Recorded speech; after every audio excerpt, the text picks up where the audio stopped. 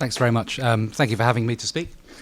I've got quite a lot of ground to cover, so I'll whip through it fairly quickly. I'll try and leave some time at the end for some questions, but if there's anything burning that won't wait, then stick your hand up and I'll try and answer as we go along.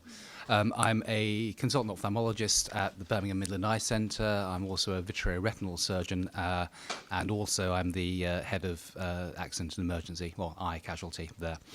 I don't have a superhero costume, but when I get changed into my blues, I end up looking like that.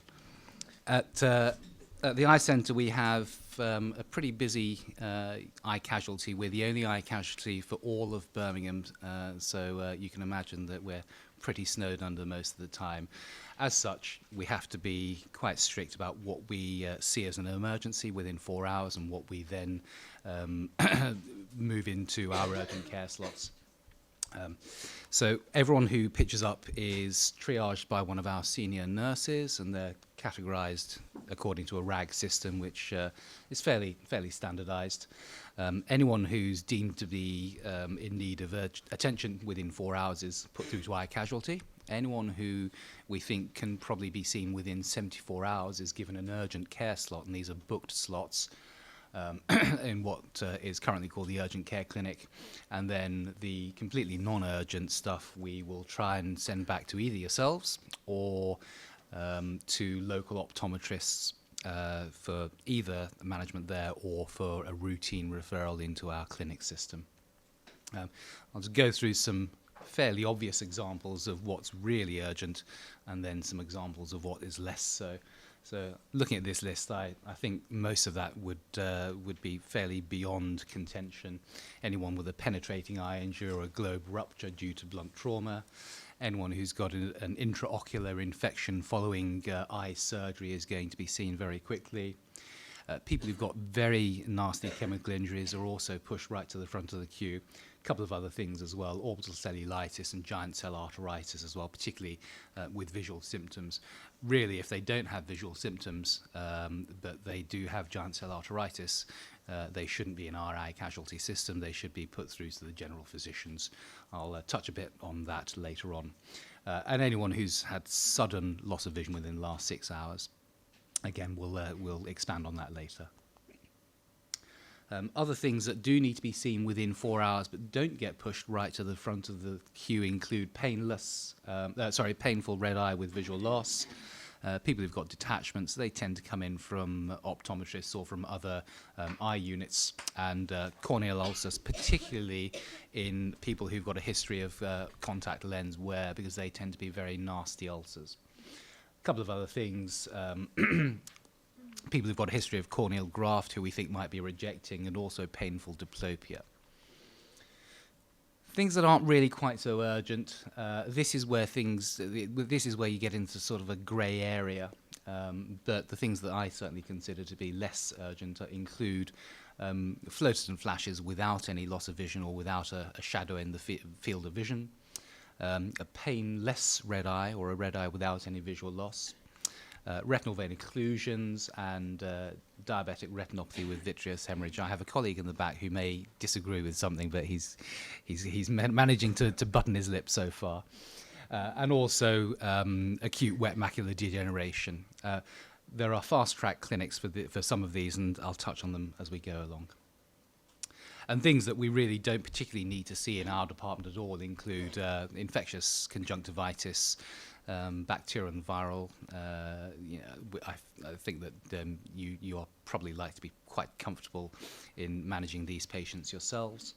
Allergic conjunctivitis, blepharitis, lids, lumps and bumps, and dry eyes. So between you and the community optometrists, I think that you can look after these patients yourself without recourse to needing the eye centre or wherever your local eye unit may be. And these are the things which, by and large, don't come to eye casualty nowadays, but we still get the occasional one slipping through. So cataracts, people who've got months and months worth of symptoms, people who've got chronic conditions such as glaucoma or ocular hypertension, chronic watery eyes, which in turn are often associated with ectropion and entropion. None of these things are things that are going to be managed and acutely treated in eye casualty. So I'll just touch on a few of the things that we do expect to see, and I also appreciate that you yourselves are not necessarily going to see all these things in practice, because a lot of these patients will just present themselves to us straight away, and that's absolutely appropriate. Acid burns, whether it's chemical, thermal, corneal abrasions, skin lacerations, foreign bodies, and various types of trauma. So this is the sequel of a nasty chemical injury, and you can see here this is residual epithelium. The rest of this is where the epithelium has all been sloughed off after a chemical injury. There's already corneal edema here. Things of note are that this part of the eye is looking suspiciously white, and that's because the blood vessels there have all been knocked out by the severity of the injury. And one of the first things that we want to ascertain is whether or not the chemical, the injurious chemical, was acid or alkali. And there's a very good reason for that, even though the treatment is the same initially. And that is that acid injuries tend not to be as nasty as alkaline injuries. And the reason for that is because acid injuries, acids coagulate the tissues in front of them. And by coagulating those tissues, they cause a barrier to their own progression. And the difference between that and an alkali injury is that an alkaline will saponify the lipid bilayer of the membrane, so it melts everything in front of it, and so nothing is going to stop it from progressing. So worst case scenario, with a very, very bad untreated alkali injury, you can have this alkali melt its way all the way from the front of the eye through to the back. There is one exception with the acids, and that's hydrofluoric acid. That's the only one that behaves like an alkali. That said, as I say, we do treat them equally seriously in the first instance, and the treatment is the same, which is copious irrigation with saline to normalize the pH of the eye. And these patients, they get put right to the front of the queue. Potted history, what went in, it's some sort of chemical, immediate pH check, immediate irrigation. We worry about the rest of the history later on. But worst case scenario, this can cause limbal stem cell failure. So the stem cells that live on the limbus here, if they're permanently destroyed, then these patients end up with permanent persistent epithelial defects, corneal scarring, and they end up needing grafting, including limbal stem cell grafting. And this is why this area here is so worrying, because this marble white effect here is a good indication that there's serious limbal damage. Corneal abrasions, a lot of these people come our way because we're often the easiest people to get to, but actually in the vast majority of cases the history tells you that this injury is really quite trivial. So by far and away the commonest things that we hear about are the baby's finger. That's one, and also gardening is an extreme sport. So the number of people that that come in and say, "Well, I bent down and impaled myself on a yucca plant or some such," is quite remarkable. So I tell my wife that's why I don't do any gardening. These patients, as I say, typically the history is quite trivial, and you have the tools, at least I hope you have the tools, to make the diagnosis yourself. So drop a fluorescein and use the red-free filter on your direct ophthalmoscopes, and it should be quite evident. And these patients simply need some chloramphenicol in the vast majority of cases. There will be those cases which are penetrating injuries, but you can typically tell from both the history and from even a cursory examination that it's a nasty one. The jury's still out. Personally, I don't. But there are still plenty of practitioners who do. The reason that I don't is because I don't actually believe that it makes any difference to the speed of recovery.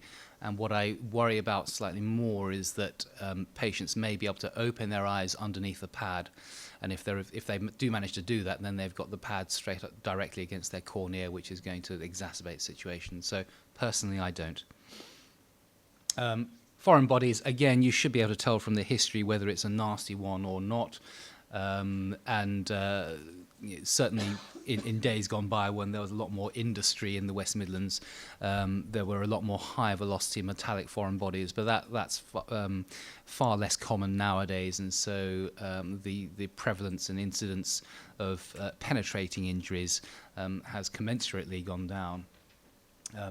Now, some places have a PAIRS or a MEC system, PAIRS being a primary eye assessment and referral system operated by community optometrists. MEC stands for Minor Eye Conditions Service, and they're both run by local optometrists. In Birmingham, we don't really have that fully up and running yet, although it's threatening to be so.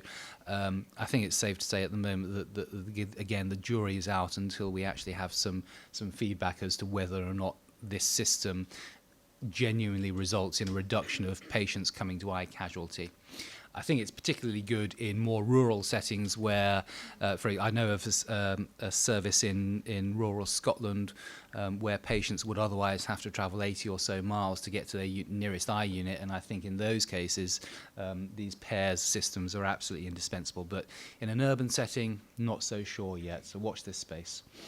What I would say with these foreign bodies is that it is well worth, in fact, I'd say it's essential that one checks underneath the eyelid as well.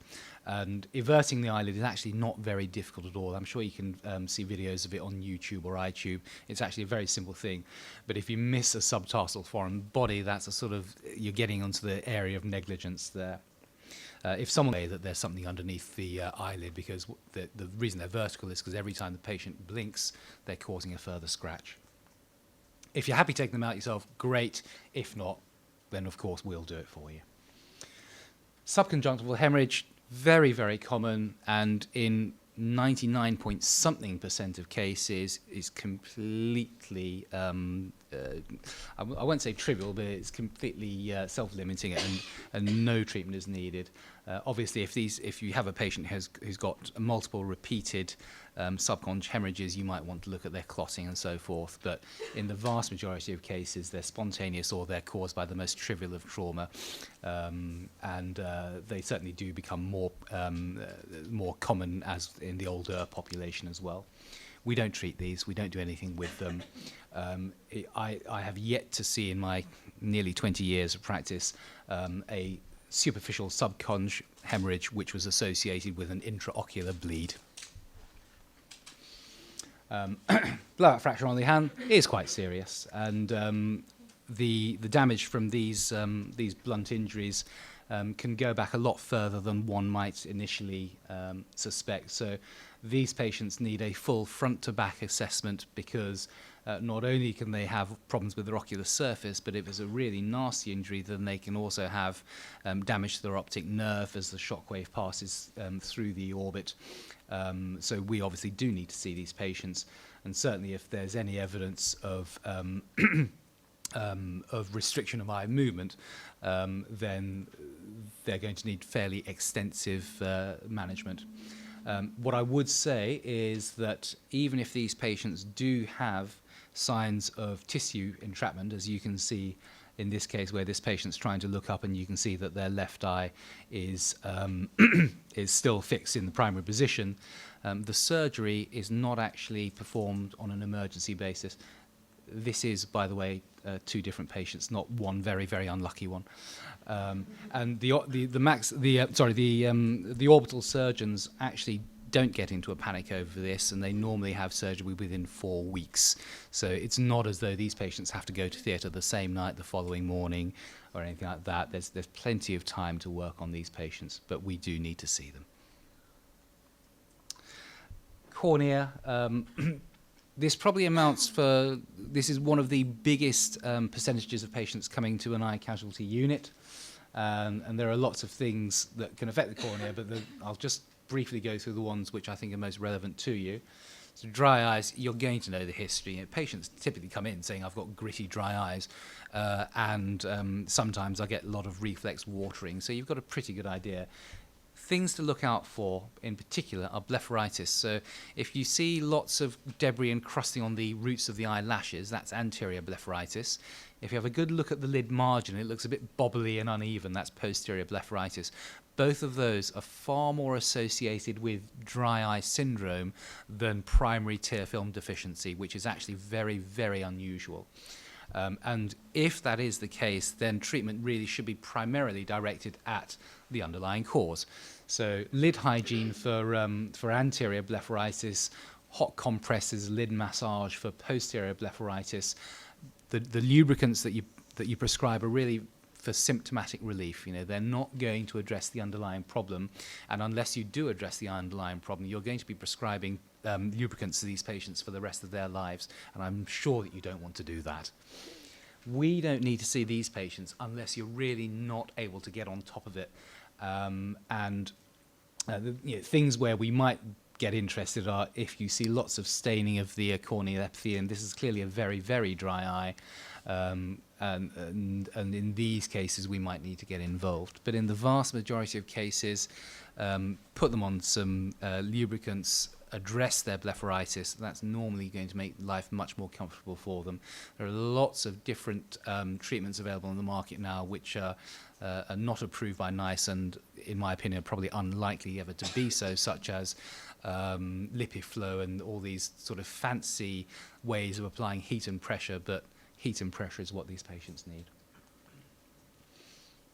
Recurrent corneal erosions are very, very common, and I don't really mind. It's up to the audience, I suppose. Is that better? I'm sure it is, yeah. Thank you. Again, the history will tell you everything, because almost without fail, if you dig deep enough and far back enough, the patient will admit to an index injury with that yucca plant or with that fingernail, and it could be 20 years ago, but there will almost always be this history. And what happens here is that although the epithelial defect heals over initially, it never really beds down onto the underlying stroma properly. The hemidesmosomes don't link up properly, and so this area of epithelium is always a little bit loose. Then what happens is when you're sleeping, you don't blink as much, so the inside, your eyes dry out slightly and they become slightly adherent to the inside of your eyelid. And then when you wake up and you've got this loose epithelium slightly adherent to the inside of your eyelid, it rips it off. And so, again, these patients will almost without fail tell you that it's this pain, this excruciating pain on waking. And what these patients need, apart from some lubrication during the daytime, what they really need is a good 3 months worth of copious nighttime lubrication.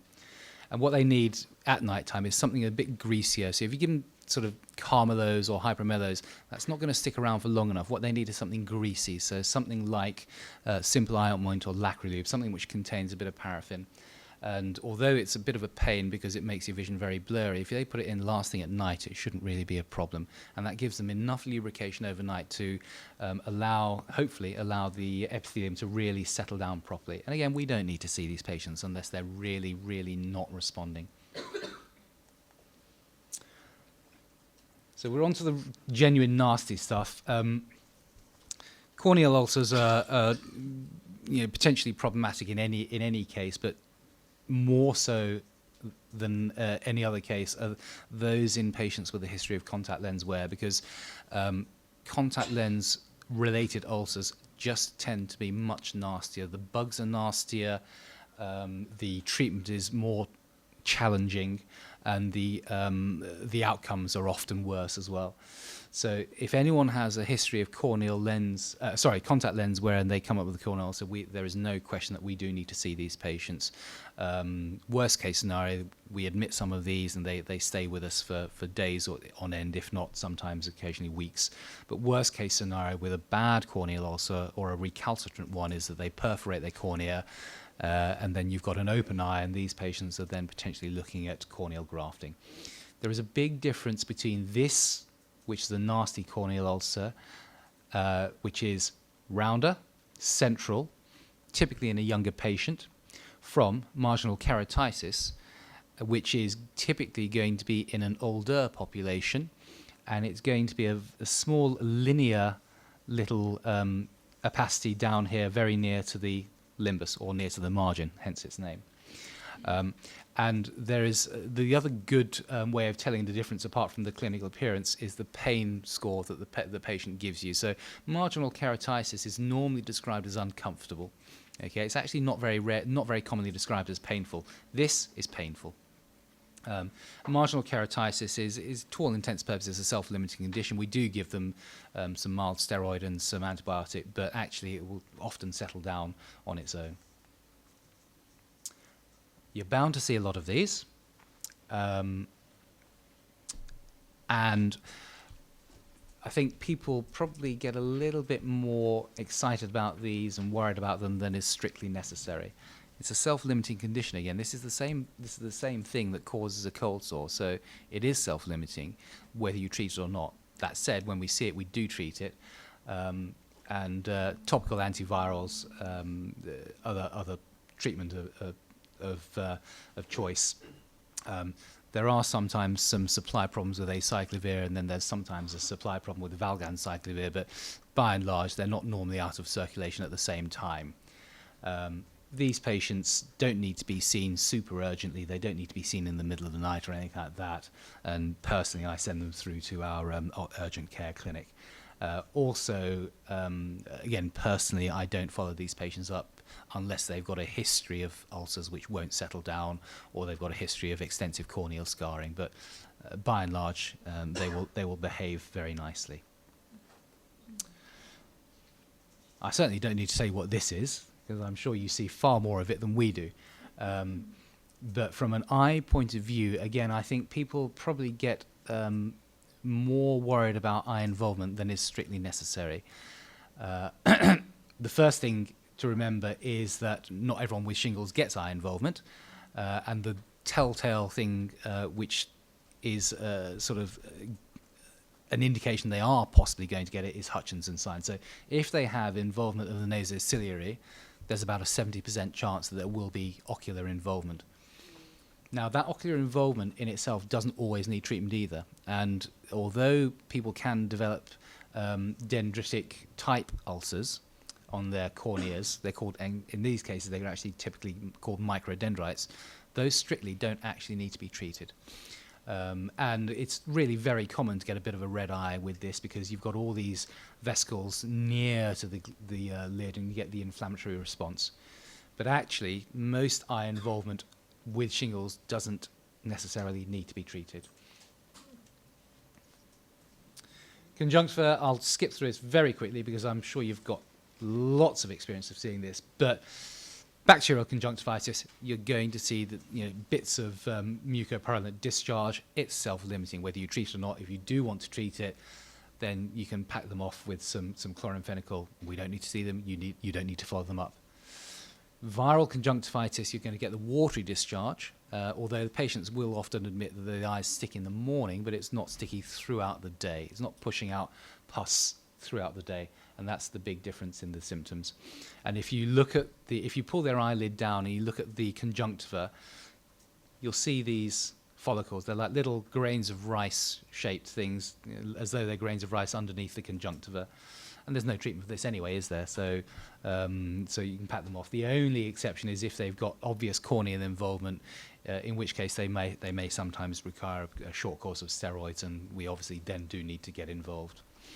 But by and large, it's self-limiting. There's nothing you can do about it. Tell them to sit it out. Make sure, the most important thing really is to make sure they are maintaining a good hand hygiene.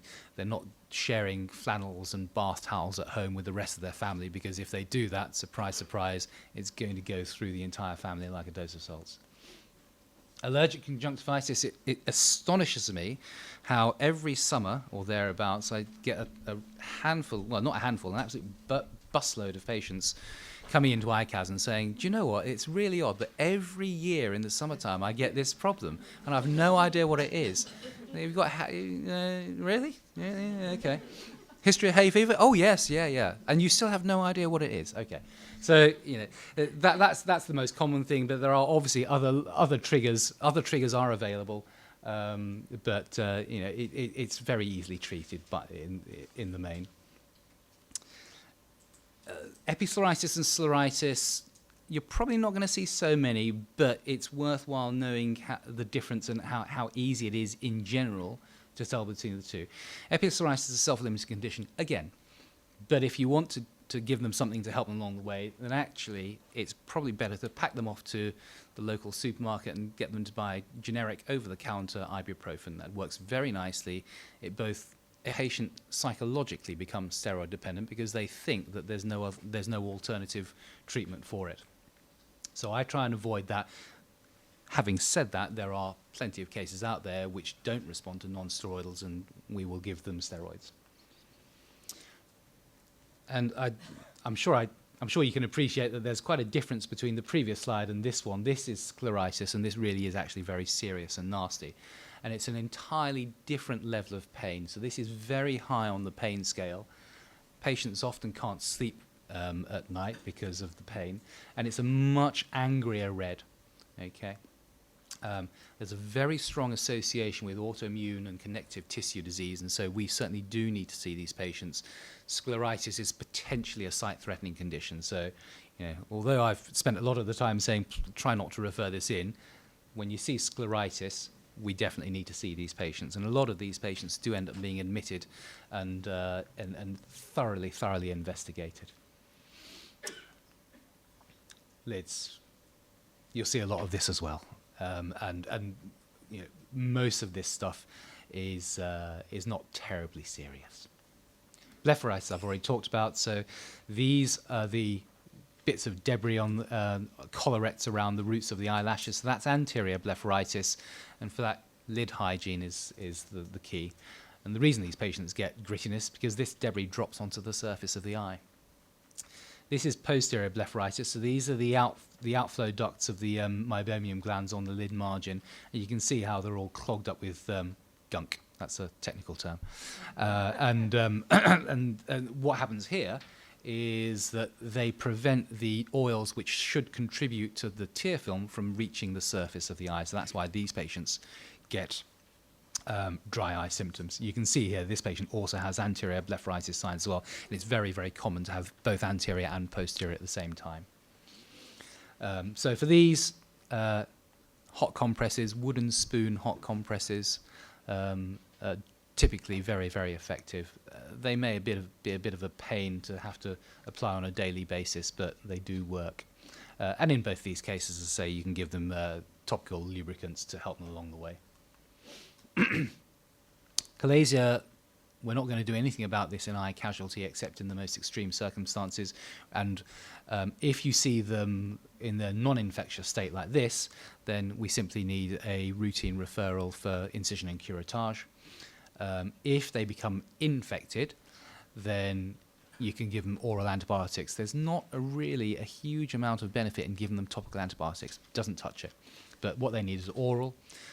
If it's really, really nasty, then occasionally we might do an acute incision and drainage, and I've done one in, again, nearly 20 years. But by and large, we don't do them in the acute phase. We see a lot of this, you see a lot of this, and again, there's nothing that is going to be done about it on an acute footing. The commonest cause of both of these is the same thing. Actually, it's laxity of the horizontal lid tendons, and the difference between whether or not that horizontal laxity turns into an ectropion like this or an entropion like this is purely to do with whether or not the inferior lid retractors ride over or ride under that laxity. But the treatment is the same from our point of view in the vast majority of cases. Something called a lateral tarsal strip, which is a small operation, which also doubles up as a facelift, actually. So some patients like to have both eyes done at the same time. And what you do is you disconnect the lateral canthal tendon from the orbital rim there. You shorten it by just simply snipping a bit off. You tidy up the skin around it, and you reattach, you resuture the end of the tendon to the orbital rim again. And that gets rid of the laxity and problem solved. But in the interim, before they get to that, then what you can advise patients to do is take some tape and tape the lid. But you don't tape the lid down in that case, and you don't tape the lid up in that case. What you do is you fashion a strip of tape and you start about there, and you make the strip pass horizontally and then slightly upwards at the edge of the socket. And what that does is that tightens the lid artificially, and it will work with both things. Okay, so that's the way of that's how you deal with this in the interim period between them coming to you and them having surgery with us. And those patients, again, they need lubrication. In the case of ectropion, it's because they get incomplete lid closure, so they don't cover their ocular surface with tears very effectively, so they need lubrication. And in the case of entropion, they get irritation from the eyelashes, and they get little microabrasions on the cornea, so again, they need lubrication. Preseptal cellulitis, the main thing that people worry about, of course, is it preseptal cellulitis or is it orbital cellulitis? And I would say that by and large, the easiest way of deciding is looking at the general state of your patient. If preseptal cellulitis, for starters, is by far and away more common, but also it's more common it's the commonest one of the two in children. So if that child is bouncing around your waiting room and in your consulting room, and they're happy and just being a general pain, then it's almost certainly going to be preseptal cellulitis. Yeah, other things, they're not going to be pyrexial. They won't have any orbital signs, so there's no proptosis. There's no restriction of eye movements. There's no afferent pupillary defect, and their vision isn't affected. Yeah, so these cases you simply treat with oral antibiotics. And obviously there's a caveat, and if you're really not sure, then we'll have a look at them as well, obviously, or the pediatricians will. I say that because there are no pediatricians here, so so in fact send them all to peds, and then they can send them on to us if they can't make up their mind. In fact, do that, please. This, on the other hand, really is nasty. This is orbital cellulitis, and I haven't shown the entire face, but there are some giveaway clues here. For starters, the fact that the person who's taking the picture, or maybe the person who's examining the patient, is having to hold the lids open to get a view of the eye. And that's because the lids are very tense and they're closed. And that's because they're very swollen, they're infected. Also, then you've got lots of chemosis. This is swelling of the conjunctiva, and you don't get that in preseptal cellulitis very often. So this is a hot orbit. And I'm not sure whether this patient's dilated or not, but just for the sake of this talk, I'll say that this is a very gross afferent pupillary defect. This is a dilated pupil, which means that the optic nerve is compromised. Okay. And if you look at the generalized coloration of the skin there, it's all mottled and dark. Now, I'm going to hesitate to use this word, but I'm going to do it anyway. And with your mind's eye, you could almost call that coloration dusky. And if it's dusky, if anyone uses the word dusky to me in relation to this, the panic sets in a bit, because certainly in ophthalmology circles or plastic surgery circles, dusky suddenly starts sounding a bit like necrotizing fasciitis. Okay, so that if it is that, then obviously this is really very serious. These patients do need admission. They need intravenous antibiotics, and they need extremely close monitoring in case they need large amounts of debridement. So this really is an emergency. But these patients are very, very different to those kids bouncing around your waiting room. Okay, they're moribund. They are grossly, grossly unwell. They're pyrexial. This patient is not going to have much in the way of eye movements because he's got a very tight orbit. You can tell. Neuro-ophthalmology, I'm going to very quickly run through it because I'm not a neuro-ophthalmologist, but there are a few classic things that you will undoubtedly be aware that you need to be more or less worried about. And the classic one really is a painful third. The problem with, and teaching from medical school onwards, back into the mist of time, says a painful third is a neurosurgical emergency. Yeah, because painful third means probably posterior communicating artery aneurysm that's about to go pop. Actually, the vast majority of painful thirds are in diabetics, and they're nothing of the sort. But we don't know that until you've scanned them and ruled it out.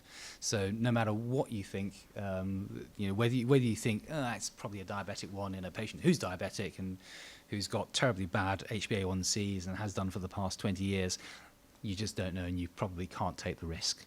So these patients need to be in, they need to be scanned, and we need to get the neurosurgeons involved should the need arise.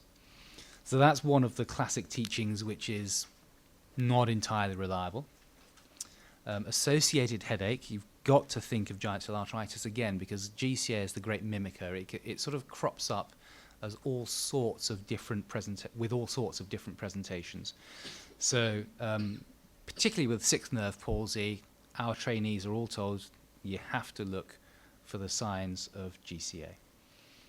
But the reality is, in the vast majority of cases, it's going to be your elderly population. It's going to be a microvascular nerve palsy, which is going to be treated pretty conservatively.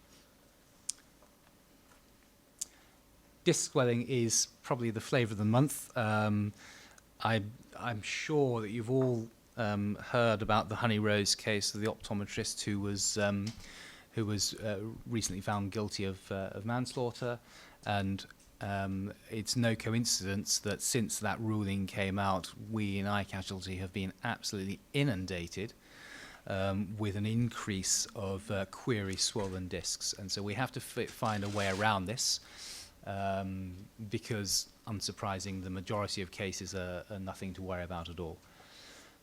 There are lots of reasons why people have apparently swollen discs, and in the vast majority of cases, it's physiological. It's just how their discs look. If they also happen to be long-sighted, that's another good reason for them to have swollen discs. And there are all these changes which the textbooks will tell you to look for. Okay, and with the equipment you have, it's not that easy. I use a direct ophthalmoscope probably about once every 2 or 3 years if I can't avoid it, and that's the equipment that you have, and I fully appreciate that it's pretty difficult to examine with one of those. But those are the things that you're always told to look for. The thing that again either sets the alarm bells ringing in me or makes me think, don't worry about it too much, is this. Does the patient have visual symptoms? Because if they do, then you start to think, okay, we need to be a bit careful with this and start digging around properly. But if they're completely asymptomatic, if they don't have visual symptoms, if they don't have headache, and they're fine, there's every likelihood that they are fine.